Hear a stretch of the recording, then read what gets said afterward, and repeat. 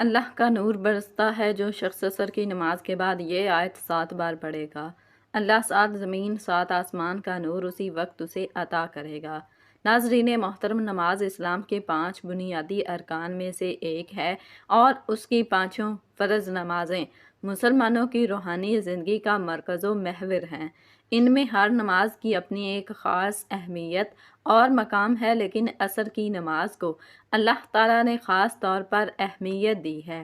یہ نماز دن کے اس وقت پڑھی جاتی ہے جب انسان اپنی مصروفیات کے عروج پر ہوتا ہے، اور اسی وجہ سے اس نماز کی ادائیگی مومن کی سچی بندگی کی علامت سمجھی جاتی ہے۔ اللہ تعالیٰ نے قرآن مجید میں متعدد مقامات پر نمازوں کا ذکر فرمایا ہے، لیکن عصر کی نماز کو خصوصی اہمیت کے ساتھ بیان کیا۔ سورہ بقرہ کی آیت 238 میں ارشاد ہوتا ہے، ترجمہ: تمام نمازوں کی حفاظت کرو اور درمیانی نماز کی بھی، اور اللہ کے حضور ادب سے کھڑے ہو جاؤ۔ علماء کرام کی اکثریت کے نزدیک الصلاۃ الوسطیٰ سے مراد عصر کی نماز ہے۔ اس سے معلوم ہوتا ہے کہ اللہ تعالیٰ نے خاص طور پر عصر کی نماز کی تاکید فرمائی ہے۔ تو ناظرین محترم، ہمارا آج کا وظیفہ بھی عصر کی نماز کے بعد ایک بہت ہی پیاری آیت پڑھنے کا وظیفہ ہے کہ جسے اگر صرف 7 مرتبہ پڑھا جائے، 7 زمین اور 7 آسمانوں کا نور اسی وقت اللہ تعالیٰ اسے عطا کر دے گا۔ اس پر نور کی بارش برستی ہے، اللہ تعالیٰ اس بندے کی تمام مشکلات کو، تمام پریشانیوں کو دور کر دیتا ہے، اس کی زندگی میں جتنی بھی الجھنیں ہوں سب ختم ہو جاتی ہیں، کیونکہ یہ ایسا وقت ہوتا ہے جس میں انسان مصروفیات کے عروج پر ہوتا ہے۔ تو جب عصر کی نماز کا وقت ہوتا ہے اور انسان ساری مصروفیات کو چھوڑ کر اللہ کی یاد میں، اللہ کے ذکر میں اس کی عبادت کرتا ہے، عبادت کی فکر میں وہ نماز ادا کرتا ہے، تو پھر اللہ تعالیٰ اس کے لیے دنیا جہان کی الجھنیں ختم کر کے خوشحالی پیدا کر دیتا ہے۔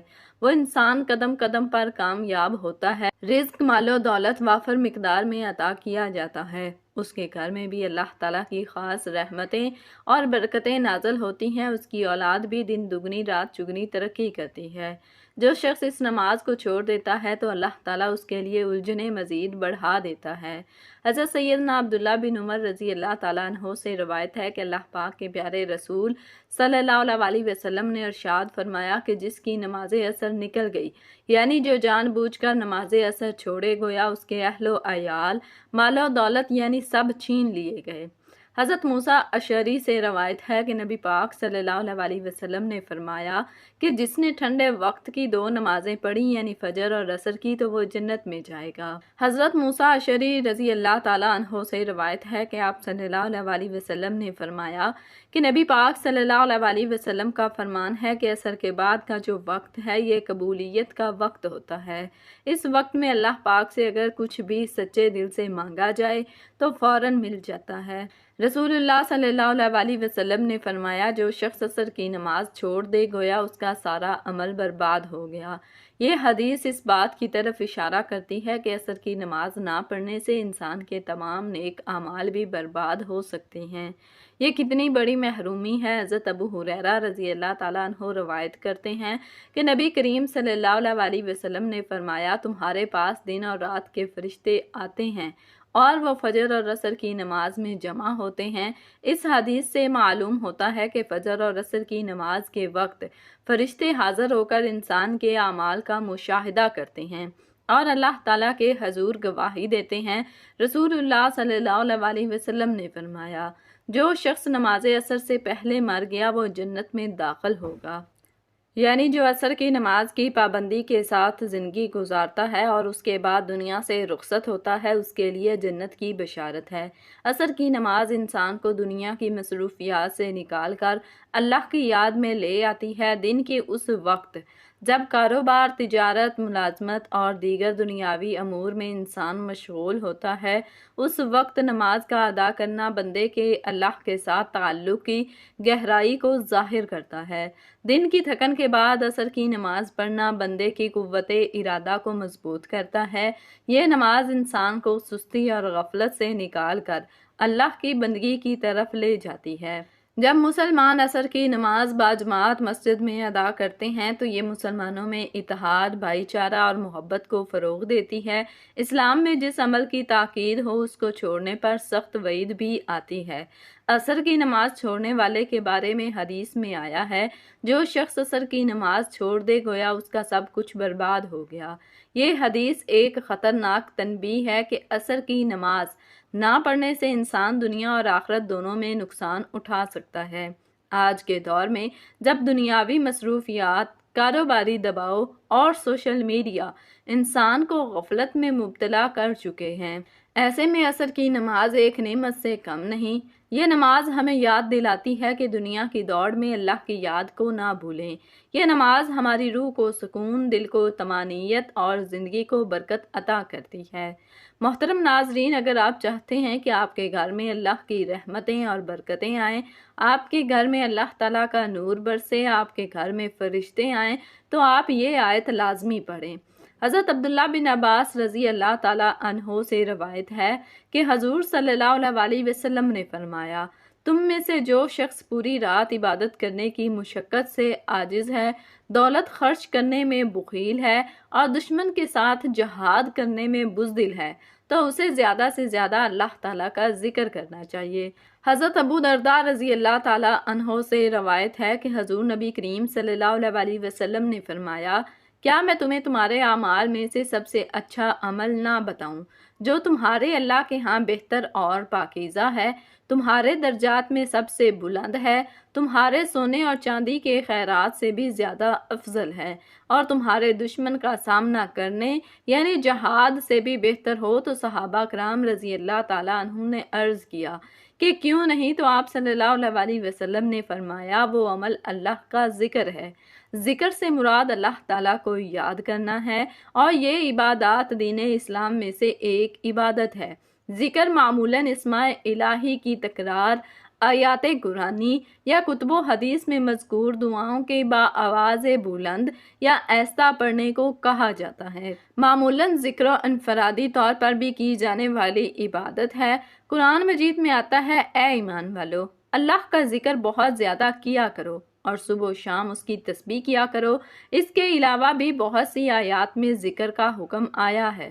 حضرت ابو ہریرہ رضی اللہ تعالیٰ عنہ سے مروی ہے کہ رسول اللہ صلی اللہ علیہ وسلم نے فرمایا، حق تعالیٰ کا فرمان ہے کہ میں بندے کے ساتھ وہی معاملہ کرتا ہوں جیسا کہ وہ میرے ساتھ گمان کرتا ہے، اور جب وہ مجھے یاد کرتا ہے تو میں اس کے ساتھ ہوتا ہوں، بس اگر وہ مجھے اپنے دل میں یاد کرتا ہے تو میں بھی اس کو اپنے دل میں یاد کرتا ہوں، اور اگر وہ میرا مجمع میں ذکر کرتا ہے تو میں اس مجمع سے بہتر یعنی فرشتوں کے مجمع میں تذکرہ کرتا ہوں، اور اگر بندہ میری طرف ایک بالشت متوجہ ہوتا ہے تو میں ایک ہاتھ اس کی طرف متوجہ ہوتا ہوں، اور اگر وہ ایک ہاتھ بڑھاتا ہے تو میں 2 ہاتھ بڑھاتا ہوں، اگر وہ میری طرف چل کر آتا ہے تو میں اس کی طرف دوڑ کر جاتا ہوں۔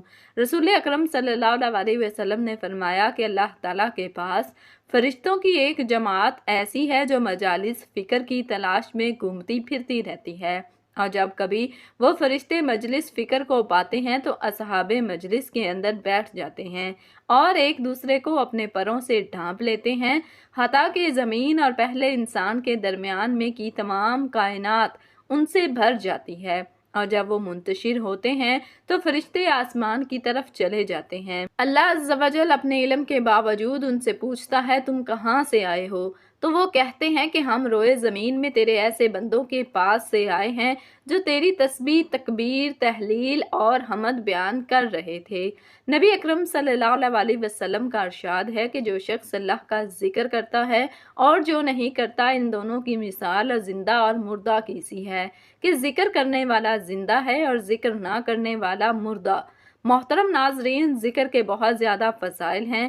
ذکر شیطان کو دفع کرتا ہے اور اس کی قوت کو توڑتا ہے، اللہ تعالیٰ کی خوشنودی کا سبب ہے، دل سے فکر و غم کو دور کرتا ہے، دل میں فرت، سرور اور انبساط پیدا کرتا ہے، بدن کو اور خاص طور پر دل کو قوت بخشتا ہے، چہرے اور دل کو منور کرتا ہے، رزق کو بڑھاتا ہے، ذکر کرنے والے کو ہیبت اور حلاوت کا لباس پہناتا ہے، اللہ تعالیٰ کی محبت پیدا کرتا ہے، ذکر سے مراقبہ نصیب ہوتا ہے، اللہ تعالیٰ کا ذکر اطمینان قلب اور راحت جان کا سبب ہے۔ نبی کریم صلی اللہ علیہ وسلم نے بار بار اپنے ارشادات سے ذکر اللہ کی اہمیت کو اجاگر کیا۔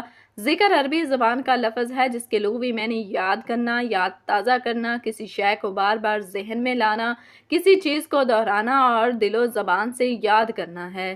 ذکر الہی یاد الہی سے عبارت ہے۔ ذکر الہی کا مفہوم یہ ہے کہ بندہ ہر وقت اور ہر حالت میں اٹھتے بیٹھتے اور لیٹتے اپنے معبود حقیقی کو یاد رکھے اور اس کی یاد سے کبھی غافل نہ ہو۔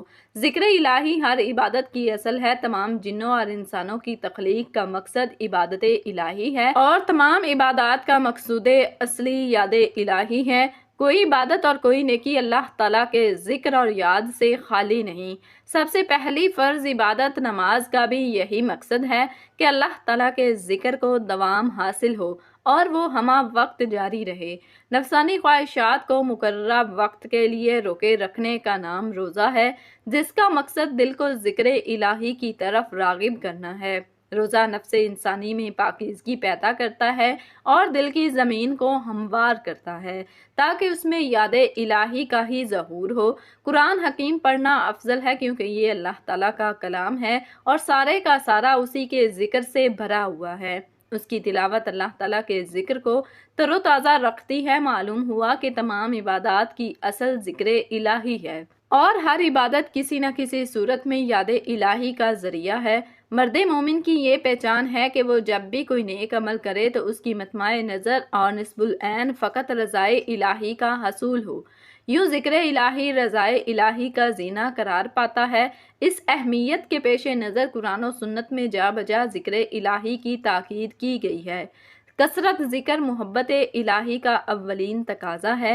انسانی فطرت ہے کہ وہ جس چیز کو ہمیشہ یاد کرتا ہے اس کے ساتھ اس کا لگاؤ کی حد تک گہرا تعلق ہو، وہ کسی صورت میں بھی اسے بھلانے کے لیے تیار نہیں ہوتا۔ حضرت ثابت بنانی کا رضی اللہ تعالیٰ عنہ کا فرمان ہے کہ میں جانتا ہوں کہ میرا رب مجھے یاد کرتا ہے۔ لوگ پریشان ہو گئے اور پوچھا، آپ رحمت اللہ علیہ یہ کس طرح جان لیتے ہیں؟ فرمایا، جب میں اس کو یاد کرتا ہوں وہ مجھے یاد فرماتا ہے، کیونکہ اللہ پاک نے خود قرآن پاک میں ارشاد فرمایا ہے۔ ارشاد باری تعالیٰ ہے، پھر جب نماز سے فارغ ہو جاؤ تو اللہ کو کھڑے اور بیٹھے اور لیٹے ہونے کی حالت میں یاد کرو، یعنی کسی حال میں بھی ہو اس کی یاد اور اس کے ذکر سے غافل نہ ہو۔ پھر جب مطمئن ہو جاؤ تو حسب دستور نماز قائم کرو۔ حضرت ابن عباس رضی اللہ تعالیٰ عنہ کا ارشاد ہے، اس سے مراد یہ ہے کہ دن رات، خشکی تری، سفر و حضر، فکر و کنات، صحت و مرض اور ظاہر و باطن، ہر حال میں اللہ پاک کا ذکر کرتے رہو۔ ارشاد باری تعالیٰ ہے، ایمان والو اللہ کو بہت یاد کرو اور صبح و شام اس کی پاکی بولو۔ تو کیا وہ جس کا سینہ اللہ نے اسلام کے لیے کھول دیا تو وہ اپنے رب کی طرف سے نور پر ہے؟ اس جیسا ہو جائے گا۔ جو سنگ دل ہے تو خرابی ہے ان کی جن کے دل یاد خدا کی طرف سے سخت ہو گئے ہیں، اور جو اپنے رب کی یاد سے منہ پھیرے وہ اسے چڑھتے عذاب میں ڈالے گا، اور جس نے میری یاد سے منہ پھیرا تو بے شک اس کے لیے تنگ زندگانی ہے اور ہم اسے قیامت کے دن اندھا اٹھائیں گے۔ اے ایمان والو، تمہارے مال نہ تمہاری اولاد کوئی چیز تمہیں اللہ کے ذکر سے غافل نہ کرے، اور جو ایسا کرے گا تو وہی لوگ نقصان میں ہیں۔ ناظرین محترم، وقت کی نزاکت کو مد نظر رکھتے ہوئے چلتے ہیں آج کے عمل کی جانب کہ آپ نے وہ کون سی آیات ہیں کہ جس کے بارے میں نبی کریم صلی اللہ علیہ وسلم نے فرمایا کہ جس نے عصر کے وقت یہ آیت 7 مرتبہ پڑھی تو 7 سے 7 زمینوں 7 آسمانوں کا نور اسی وقت اللہ پاک عطا فرمائے گا۔ اس آیت کو پڑھ کر جو بھی دعا مانگے گا وہ دعا اسی وقت قبول ہوگی، جو بھی پریشانی ہوگی فوراً ختم ہو جائے گی۔ ناظرین، قرآن کریم اللہ تعالیٰ کا کلام ہے جو ہدایت، رحمت، شفا اور نور ہے۔ قرآن کی ہر آیت اپنے اندر ایک خاص تاثیر، روحانیت اور مقصد رکھتی ہے، لیکن بعض آیات کو اللہ تعالیٰ نے دیگر کے مقابلے میں خاص فضیلت اور مقام عطا فرمایا ہے۔ انہی میں سے ایک سب سے عظیم آیت آیت الکرسی ہے جو سورہ بقرہ کی آیت نمبر 255 ہے۔ آیت الکرسی کی فضیلت کے بارے میں ہے کہ حضرت ابی بن کعب رضی اللہ تعالیٰ عنہ سے روایت ہے کہ رسول اللہ صلی اللہ علیہ وسلم نے فرمایا، اے ابھی کیا تم جانتے ہو کہ قرآن میں سب سے عظیم آیت کون سی ہے؟ میں نے عرض کیا اللہ اور اللہ کا رسول بہتر جانتے ہیں۔ آپ صلی اللہ علیہ وسلم نے فرمایا آیت الکرسی، پھر فرمایا یہ آیت عرش الہی کے نیچے سے نازل ہوئی ہے۔ حضرت ابو ہریرہ رضی اللہ تعالیٰ عنہ کی مشہور حدیث ہے کہ شیطان ایک مرتبہ ان کے پاس آیا اور چوری کرنے لگا تو انہوں نے اسے پکڑ لیا۔ شیطان نے کہا کہ اگر تم مجھے چھوڑ دو تو میں تمہیں ایک آیت سکھاتا ہوں جسے پڑھنے سے تم محفوظ رہو گے۔ وہ آیت آیت الکرسی تھی۔ جب حضرت ابو ہریرہ رضی اللہ تعالیٰ عنہ نے رسول اللہ صلی اللہ علیہ وسلم سے اس کا ذکر کیا تو آپ نے فرمایا اس نے تم سے سچ کہا حالانکہ وہ جھوٹا ہے۔ رسول اللہ صلی اللہ علیہ وسلم نے فرمایا جو شخص ہر فرض نماز کے بعد آیت الکرسی پڑھے گا اس کے جنت میں داخلے سے صرف موت رکاوٹ ہے۔ آیت الکرسی نہ صرف قرآن کی سب سے عظیم آیت ہے بلکہ اس کے اندر روحانی اور باطنی طاقت بھی چھپی ہوئی ہے جو شیطانی اثرات، جادو، نظر بد، وسوسوں اور خوف کے خلاف ڈھال کا کام دیتی ہے۔ تو ناظرین چلتی ہیں وظیفے کی جانب۔ آپ نے یہ آیت نماز عصر کے بعد کس طرح پڑھنی ہے؟ تو جب آپ نماز عصر ادا کر لیں تو نماز عصر ادا کرنے کے بعد اسی جگہ بیٹھے بیٹھے آپ نے سب سے پہلے نبی کریم صلی اللہ علیہ وسلم کی ذات اقدس پر درود پاک کا نذرانہ پیش کرنا ہے۔ ایک مرتبہ ثواب کے لیے میرے ساتھ بھی درود پاک پڑھ لیں۔ اللہم صلی علی محمد وعلی آل محمد کما صلیت علی ابراہیم وعلی آل ابراہیم انکا حمید مجید۔ اللہم بارک علی محمد وعلی آل محمد کما بارکت علی ابراہیم وعلی آل ابراہیم انکا حمید مجید۔ درود پاک پڑھنے کے بعد آپ نے 7 مرتبہ آیت الکرسی پڑھنی ہے۔ ایک مرتبہ میں پڑھ کر سناتی ہوں، آپ سماعت فرما لیں۔ اللہ لا الہ الا هو الحی القیوم لا تأخذہ سینۃ ولا نوم لہ ما فی السماوات وما فی الارض من ذا الذی یشفع عندہ الا بإذنہ یعلم ما بین ایدیہم وما خلفہم ولا یحیطون بشیء من علمہ الا بما شاء وسع کرسیہ السماوات والارض ولا یؤودہ حفظہما وہو العلی العظیم۔ یہ آیت اللہ تعالیٰ کی ذات، اس کی صفات، اس کی قدرت اور علم کے بارے میں ہے۔ اس میں بتایا گیا ہے کہ اللہ کے سوا کوئی معبود نہیں، وہ زندہ اور قائم رکھنے والا ہے، اسے نیند یا اونگ نہیں آتی، آسمانوں اور زمین میں جو کچھ ہے سب اسی کی ملکیت ہے، کوئی بھی اس کی اجازت کے بغیر سفارش نہیں کر سکتا، اس کا علم ہر چیز پر محیط ہے، اس کا کرسی یعنی اختیار و سلطنت آسمانوں اور زمین پر چھایا ہوا ہے۔ ان کی حفاظت اللہ کے لیے کوئی مشکل کام نہیں، وہ سب سے بلند و بالا اور عظیم ہے۔ ناظرین آیت الکرسی 7 مرتبہ پڑھنے کے بعد آپ نے 7 مرتبہ ہی لا الہ الا انت سبحانک انی کنت من الظالمین پڑھنا ہے، اور اس کے بعد آخر میں اتنا ہی درود پاک پڑھنا ہے جتنا آپ نے وظیفہ شروع کرنے سے پہلے پڑھا تھا۔ آیت الکرسی کے حوالے سے حضور پاک صلی اللہ علیہ وسلم سے عرض کیا گیا، یا رسول اللہ صلی اللہ علیہ وسلم کو یا ایسی چیز بتائیں جس سے نفع ہو، تو آپ صلی اللہ علیہ وسلم نے فرمایا کہ آیت الکرسی پڑھا کرو، کیونکہ آیت الکرسی پڑھنے سے انسان کی اولاد بھی اللہ تعالیٰ کی نگاہ میں رہتی ہے، اور اس کے گھر پر جہاں تک ہمسائے ان کے گھر بھی اللہ کی حفاظت میں ہوں گے۔ ایک شخص نے عرض کی کہ یا رسول اللہ صلی اللہ علیہ وسلم، میرے گھر میں خیر و برکت نہیں، رزق کی تنگی ہے یا نہیں، گھر میں غربت ہے، فکر و فاقہ ہے، تو آپ صلی اللہ علیہ وسلم نے فرمایا کہ تم آیت الکرسی کیوں نہیں پڑھتے؟ تو آیت الکرسی عصر کی نماز کے بعد 7 مرتبہ لازمی پڑھیں۔ 7 زمینوں 7 آسمانوں کا نور اللہ پاک آپ کو عطا فرمائیں گے، دنیا کی ہر چیز آپ کو عطا فرمائیں گے۔ اور ناظرین جو اب یہ عمل کر لیں گے تو اس کے بعد آپ نے اللہ تعالیٰ سے دعا کرنی ہے، جیسے ہوائیں موسموں کا رخ بدلتی ہیں ویسے ہی دعائیں مصیبتوں کا رخ بدل دیتی ہیں۔ اللہ ہمیں دعائیں لینے والا اور دعائیں دینے والا بنا دے، مسکراہٹ زمین پر تاروں کی طرح بکھیریں، دعائیں بارشوں کی طرح ملیں گی۔ اللہ تعالیٰ ہم سب کو دعا، توبہ اور شکر کی توفیق عطا فرمائے اور قبولیت، بخشش اور نعمت سے محروم نہ کرے۔ اللہ تعالیٰ ہم سب کو آسانیاں عطا فرمائے اور آسانیاں، محبتیں اور خوشیاں تقسیم کرنے کی توفیق عطا فرمائے۔ آمین یا رب العالمین۔ دعا ہے کہ اللہ تعالیٰ میرا سنانا اور آپ کا سننا اپنی پاک بارگاہ الہی میں قبول و منظور فرمائے، محترم ناظرین، اپنے رزق میں برکت اور وسعت اور کشادگی کے لیے اللہ تعالیٰ کے 99 ناموں میں سے ایک نام ضرور شیئر کریں۔ اللہ تعالیٰ ہم سب کا حامی و ناصر ہو۔ جزاکم اللہ خیرن کثیرا۔